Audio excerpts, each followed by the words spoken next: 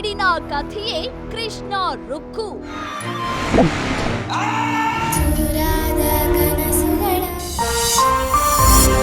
March 9ರಿಂದ ನಿಮ್ಮ ಮನೆಗಳಿಗೆ Krishna Rukku entry.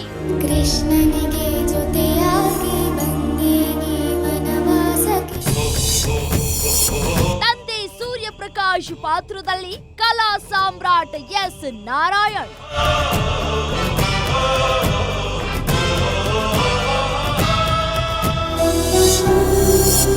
9 ವರ್ಷಗಳ ಬಳಿಕ ನಟಿ ಸುಚಿತ್ರಾ ಕನ್ನಡಕ್ಕೆ ಕಂಬ್ಯಾಕ್. ಯಶೋಧ ಅನ್ನೋ ಪಾತ್ರ ನಾನು ನಿರ್ವಹಿಸ್ತಾ ಇದ್ದೀನಿ. ಅದು ಎಸ್ ನಾರಾಯಣ್ ಸರ್ ಜೊತೆ ಆ್ಯಕ್ಟಿಂಗ್ ಮಾಡೋದಂದ್ರೆ ನಿಜವಾಗ್ಲೂ ನನಗೆ ಖುಷಿ ಅನ್ನಿಸ್ತು. ಸೀರಿಯಲ್ ಸ್ಟಾರ್ಸ್ ಮಿಸ್ ಮಾಡದೆ ನೋಡಿ ಮಧ್ಯಾಹ್ನ 2:30ಕ್ಕೆ.